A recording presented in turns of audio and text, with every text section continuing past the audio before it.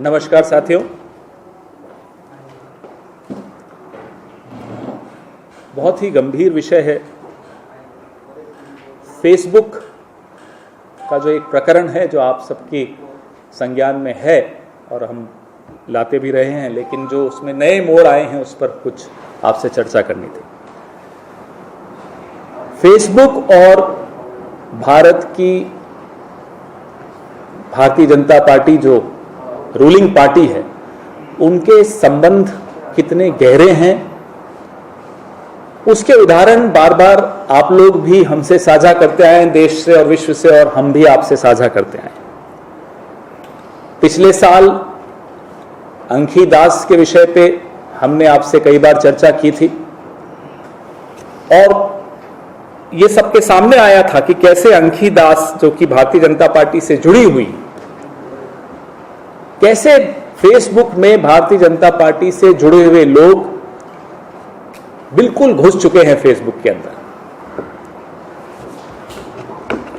बात सिर्फ hate speech की नहीं है, बात है कि हिंदुस्तान फेसबुक का सबसे बड़ा मार्केट है। 37 करोड़ उपभोक्ता हैं फेसबुक के हिंदुस्तान में।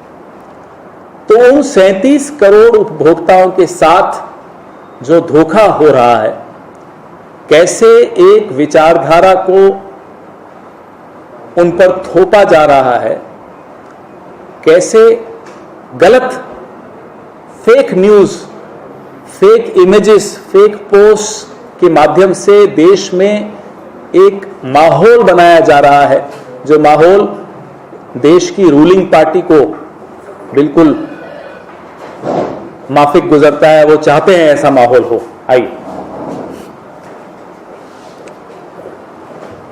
2020 में फेसबुक की जो सेफ्टी टीम थी, जो सुरक्षा टीम थी, उन्होंने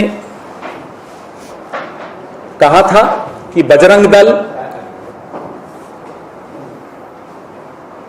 कुछ वर्ग विशेष के खिलाफ हिंसा को बढ़ावा देता है पूरे देश में, और फेसबुक बजरंग दल जैसी संस्था को एक खतरनाक संस्था घोषित करने वाला था, लेकिन उनको सलाह दी गई यह करने से देश की जो रूलिंग पार्टी है वो नाराज हो सकती, और फेसबुक ने उस संस्था को, जो फेसबुक स्वयं मानती है कि हिंसा फैलाती है या हिंसक संदेश फैलाती है और एक माहौल बनाती है देश में हिंसा का, नफरत का, फेसबुक मानती है कि वो एक डेंजरस ऑर्गेनाइजेशन है। ये फेसबुक के शब्द हैं, लेकिन फेसबुक हिम्मत नहीं जुटा पाई कि उसको एक डेंजरस ऑर्गेनाइजेशन घोषित कर सके।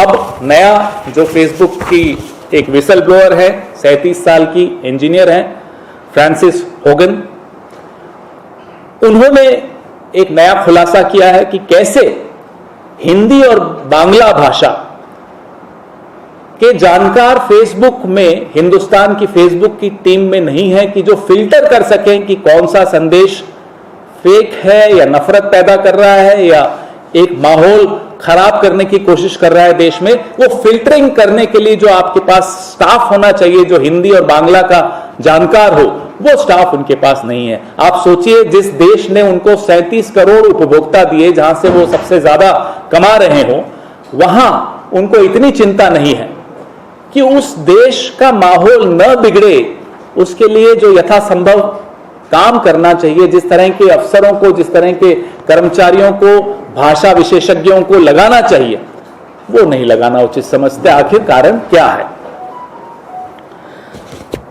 सिर्फ 0.2%, 1% भी नहीं, 0.2% हेट स्पीच को फेसबुक हटाता है अपने प्लेटफॉर्म से। मतलब 99.8% जो कंटेंट है फेसबुक का, जो नफरत फैलाता है देश में, जो बंटवारा फैलाता है देश में, समाज में, वो वहीं का वहीं बहाल रहता है, उसको हटाया नहीं जाता। ये बहुत गंभीर विषय है।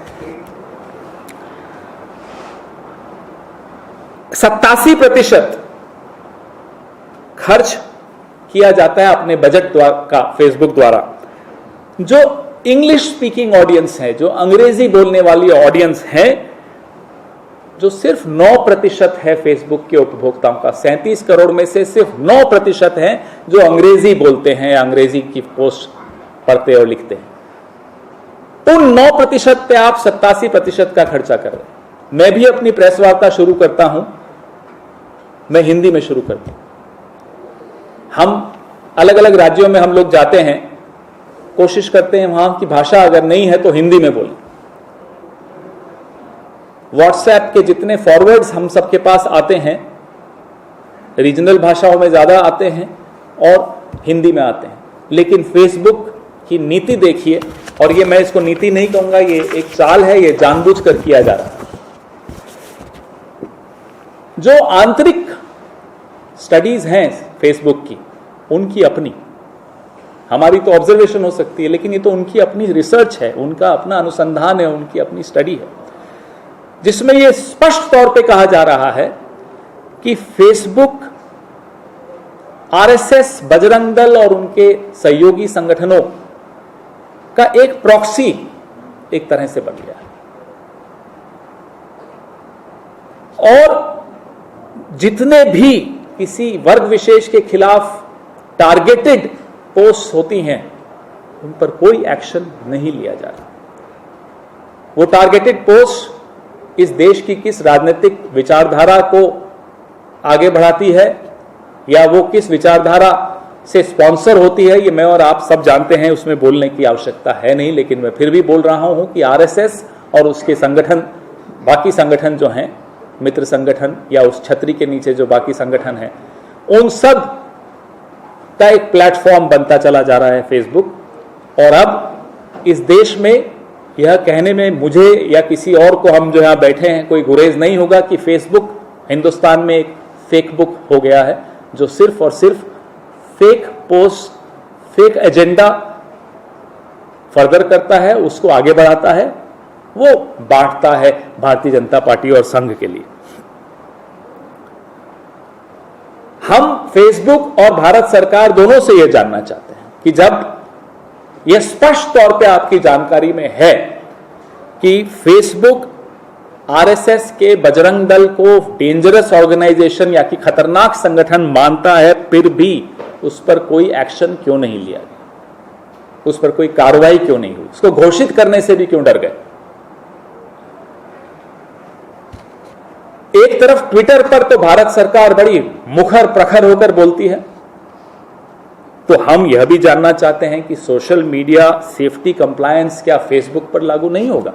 क्या भारत सरकार के मुंह में दही जम गया है जब फेसबुक पर आता है? क्योंकि फेसबुक आपका एजेंडा चला रहा है, आपका नफरत वाला एजेंडा चला रहा है, आपका एक माउथपीस बन गया है।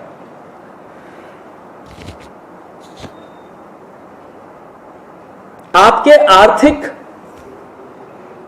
जो इंटरेस्ट हैं, आपको कमाना है हिंदुस्तान से, हिंदुस्तान को आप एक मार्केट की तरह देखते हैं, 37 करोड़ आपके उपभोक्ता हैं, इस देश से आप कमा रहे हो और इस देश में ही बांटने की एक विचारधारा को प्रचारित कर रहे हो। कांग्रेस पार्टी यह नहीं होने देगी। लोकतंत्र के साथ इससे बड़ा खिलवाड़ होते हुए नहीं देखा। जहां आप 5 साल तक एक एजेंडा, एक विचारधारा चलाते हो और फिर चुनाव के वक्त आप लोगों का जो वोटिंग बिहेवियर है उस पर भी आप इन्फ्लुएंस करते हो, उसको आप मोड़ते हो कि कैसे वोट देना है।